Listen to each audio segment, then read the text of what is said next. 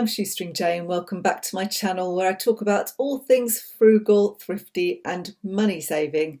And I was thinking earlier how I was just feeling a bit fed up really with just having to be frugal every minute of every day and having to watch every penny, and went through about an hour of feeling slightly sorry for myself, and then I bucked up really. But it just made me think that, people are feeling this a lot at the moment because, some of us choose frugality as a lifestyle choice because perhaps we want to be very conscious with where our money's going, and it enables us to live in a certain way. Some people maybe are super frugal because they're saving for a deposit on a house, or they are saving towards early retirement, and those kind of things that are choices. You've made a choice to be frugal.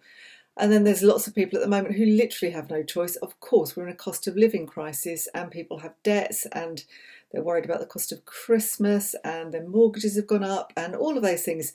And, it's kind of, it's depressing, isn't it, really? It can be depressing if we let it be. But for me, I was thinking I'm not in such a bad position as some people. I need to kind of snap out of it, really. I mean, obviously, we're having to be very careful with our money. We've just moved house. It was very expensive. Prices are just ridiculous for everything, aren't they, at the moment? Food prices particularly. I mean, I'm always very careful with what we buy, and I meal plan and everything else and write a shopping list and do the basic things you need to do really to save money on groceries. But there's really nowhere else to go with it. Once you're doing all of those things, you can eat more cheaply, try and eat really cheap meals, and we do that too. But, there's no getting away from the fact that food prices have gone up horribly, and I'm very glad my children aren't still at home and they're all independent now, because I can imagine that if you've got kids, it's really a worrying time having to pay all the increases in bills as well as the cost of groceries. So, it would be easy for me to feel down about not having a lot of spare cash, but it's boring, sometimes, and it feels like a chore, but it also is pretty indulgent really, because I'm in a much better position than very many people. So I was thinking about the things that I tend to do to stop myself getting down about not being able to do all the things that I want to do, really. So here we go. I thought I'd share them with you. And they are just things that I feel. I'm not saying that other people should feel this way. Other people are not in the situation that I am in, and I know that I'm fortunate. Anyway, moving on. And that takes me nicely, really, to my first point, which is to feel grateful. So I am grateful. I'm so grateful for everything that I have. I remind myself by feeling down that I live in a safe country. I could be in the Ukraine. I live in a peaceful country. I've never known hunger in my life. We own a house. We don't have a mortgage now. We're really, really lucky in that respect. Obviously, we did have a mortgage for many years, but it's gone now, and it's a huge relief.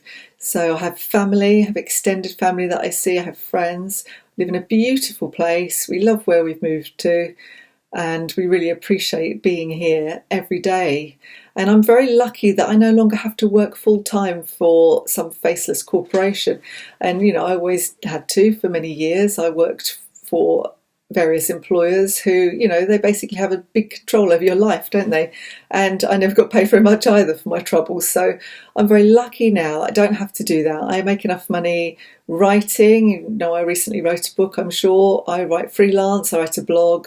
And I do various other little bits and pieces, like I sell stuff online.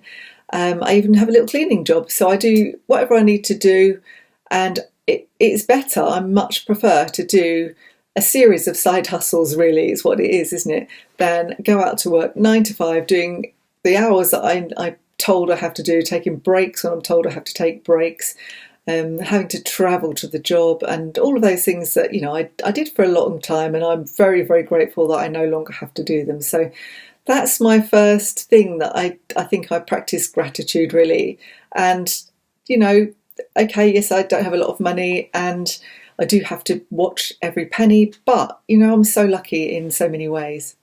So moving on to my next one, and this is the subject of my video last week, is that I enjoy life's simple pleasures. So I appreciate the simple things in life that don't cost a lot of money. So, You can give me a good book or an audio book. That's one of the things I mentioned in my last video. A decent glass of supermarket wine. I'm not a connoisseur, just something that tastes nice. Time with my friends and my family. A walk with the dog in the countryside. Love a walk with the dog. And we are quite close to an estuary here. Within 5 minutes, I can walk down and watch the sun come up practically. I mean, I've been out there so early recently that the sun has been coming up and it's just beautiful. Or a walk in the countryside or along the coast. These are the things that kind of make me really happy and contented with my life, and they don't really cost very much. So they're the things I kind of focus on doing. You don't need a lot of money. So I like window shopping, especially at Christmas. I enjoy window shopping. I took my parents to a beautiful garden centre the other day. They needed the lift and I have to wheel my poor old dad around in a wheelchair now. And I could have spent a fortune in there. If I'd had a fortune to spend, I probably would have. And my mother, she's not very good at not spending. She hardly gets out now. So, going in somewhere like that was a treat. And she did actually spend quite a lot of money. But she bought some Christmas presents and she bought some decorations. The decorations were beautiful. I mean, garden centres are not for plants solely nowadays, are they? And most of them put on a good Christmas show. But this particular one, if you're in Essex, it's Perrywoods in Tiptree. Absolutely stunning. Beautiful if you've got kids, as long as you tell them in advance you're not buying anything.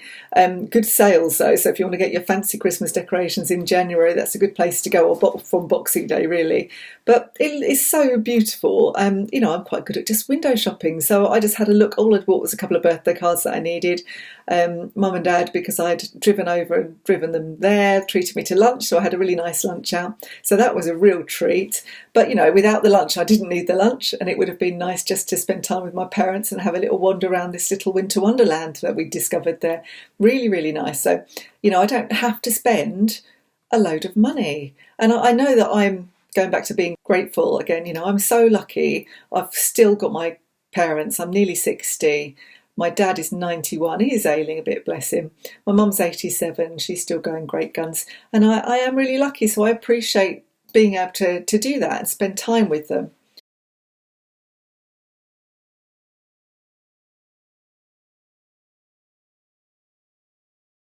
So moving on to my third point, my third reason that was something that helps me to get through having to be really frugal all the time is that I love chasing a bargain. I blame my parents for this as well, because I've mentioned this before, but they were always perusing boot sales and charity shops, and they had a little unit in an antiques centre locally, a couple of antique centres actually. They used to love finding vintage collectibles and the odd and actual antique and selling them on for a small amount of money. They just did it, once they'd kind of semi-retired. And I think I'm going the same way. I enjoy doing that kind of things, but I love a bargain. I just love finding a bargain. So you can let me loose at a boot sale. I'll happily spend a few hours there and bring back some things that, would have cost me a fortune if I'd had to buy them new. And I love that. I know that I can go to charity shops and boot sales and yard sales and anything else that I find, the odd jumble sale even, and get myself a real good bargain. So I love buying secondhand anyway. So if you watch my channel and read my blog, you'll know that I did a whole year where I challenged myself to buy nothing but secondhand stuff during the whole of 2021. It wasn't difficult in the slightest. I really just enjoyed doing it. It wasn't very different from what I did before anyway. And I've just carried on since, because you resent paying the price, the as new price, once you've discovered what you can find second hand. Even some things are new, they're second hand because they've been sitting around, but they're unused, still got their tags on some of the time. I like finding a bargain. When I do buy new, I always look around and do comparison sites and that kind of thing. I do comparisons of different shops, and I always make a point of getting cashback. So I use TopCashback and Quidco, and I've got quite a lot of money sitting on TopCashback at the moment, so I'm waiting for that to be approved, and then I shall cash that in for the new year. So it's really worth doing that over Christmas, because it soon adds up, and I'll put my link in below. It's my refer a friend link, so if you use it and actually do make a purchase through it, I get a little bit of money as well, so that's quite nice. I'll leave that below. So yeah, I always do that. So if I'm going to buy new, sometimes you do have to buy new, don't you? But I will try and get the best bargain that I can, and I enjoy doing that. And then the other thing I enjoy, moving on to point 4, is I enjoy finding free stuff. So I like stopping things going to landfill. So I've got the little cat here. You're a little cat, aren't you? She was a free thing, weren't you? That we found, one of my friends found her in the garden, found a stray cat with 4 little kittens, and Lola was one of them 9 years ago now. Anyway, moving back to my point, I like finding free things. If you saw my vlog a couple of weeks ago, I'll link it below if I remember, I walked past a skip on my own, actually, with the dog, and found this beautiful pottery vase by the side of the skip, and then I could see that there was a box of other pottery items, but I had the dog with me and I couldn't carry them back anyway. But I sent Justin there again to have a little look later, and he brought the whole box back to save them from the skip. We did ask the owner of the house that was outside if we could have it, and he said yes, do take it. So I bought those back and I showed them in that video. And you know, how satisfying to stop something like that going to landfill.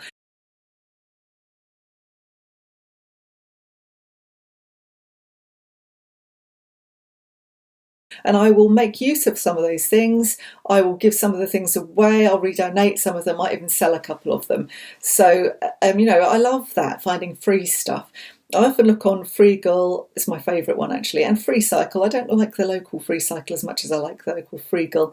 And I often find things, I often give things away as well. So if there's something that I don't want anymore, I will offer it on Frugal or Freecycle. We did a lot of that when we were moving and decluttering.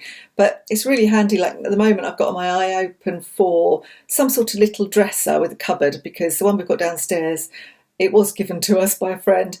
The telly sits on it and it's got some china underneath it, but it's got a really odd smell. I don't know why, if it's been stored in, I don't know if we stored it somewhere for a bit in the garage. It's got a strange smell to it, so I can't paint it either because it's kind of veneer, so I'm looking out for something, and I'll try to find that free if I possibly can, because lots of people have stuff like that they don't use anymore. And I look outside people's houses as well, so you get free signs, don't you? The other day we found a cat flap outside somebody's house, so we were talking about getting a cat flap in the garage so that if the cats are outside and we're out, they've got somewhere to go to get shelter and not be too cold over the winter. So we'll have to train them to use a cat flap, so I've got to get Justin to get round to making a hole in the garage door and getting that fitted, but that was free. And the other thing that I like doing is looking on Olio for free food. We don't have a lot of Olio food waste heroes around here, so I am thinking about putting myself up to be one. But I have to find, I think there was one slot going when we first got here, but it was a Saturday evening at 8:30, and I thought, I just don't want to do that. So I'll try and find one that perhaps is that time during the week. I don't mind doing that. So I might put myself forward to do that. And I think as a food waste champion, you get to keep certain items, 10% or something of the stuff that you collect, and it stops it going to waste. And so there's a lot of bread and bakery products you'll find on there, but also fresh things. I've had bags of salad and bags of vegetables and sandwiches, like lots of sandwiches, so the next day we just have a sandwich for our lunch.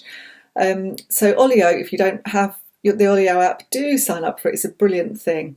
And I also, whenever I go past the food pantry near my mum and dad's house, I will tend to pop in and see what they've got there, and I think they collect from Marks and Spencer's. Just waste stuff, as I say, it will just go in the bin. It's for anybody. It's about food waste. It's not about kind of being needy, although, well, it's very helpful if you do feel a bit struggling with groceries. So I would say look out for community pantries and also sign up for the Olio app. So I enjoy finding free stuff. So that's another thing that I do to stop myself feeling kind of deprived and sorry for myself, and feeling like I've got to watch every penny. Okay, so moving on to number 5. So I think that rather than just thinking I am doing without, what I tend to do is I plan ahead and I start to save up and I practice a bit of patience.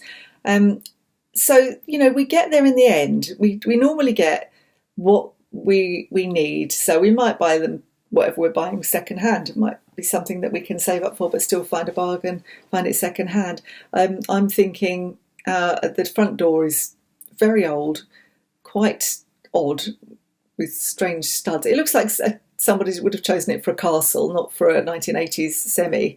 So it's a bit of an odd choice, but it's got a lot of condensation, a little bit of rot around the frame. So I think that is something we're going to start to save up for. a new front door.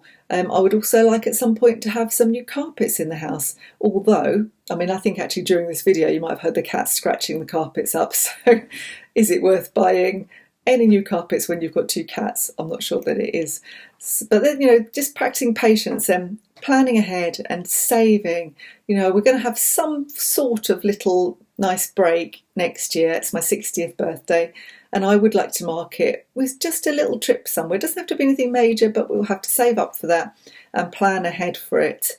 And it will be, all the better for waiting for it. I think you then really appreciate the things you've got. If it all comes very easy, you perhaps don't. And I think if I had a lot of money, I would probably be guilty of wasting it and impulse buying, because I have to stop myself from doing that even now. It's just so easy just to think, oh, just have that, and then you don't use it, and that ends up boot sales and people like me buy it. So, I see that would be a temptation for me. That's why I'm better off going to boot sales, because if I impulse buy 2 things for £2, then it doesn't really matter, does it?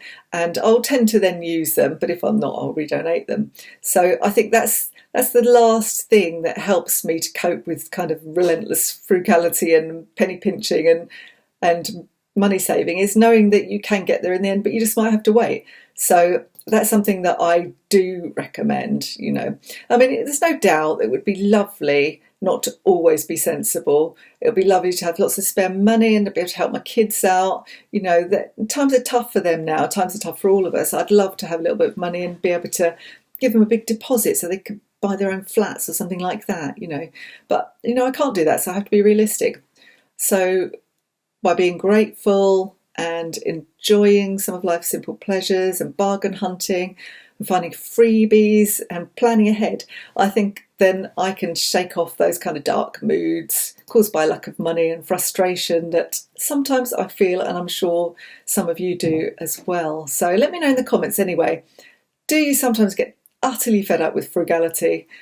What do you do to kind of counter those feelings? Or do you just love it and see it as a real hobby? And I do feel like that most of the time, I would say. I see it as a hobby and a challenge. So let me know in the comments how you feel about having to be frugal or choosing to be frugal. Anyway, if you enjoyed this video, don't forget to give me the thumbs up and do subscribe. And if you want details about the book I wrote, Extreme Frugality, it's up here. Save Money Like Your Grandma. I'll leave the link to Amazon below. And I'll see you next time. Bye for now.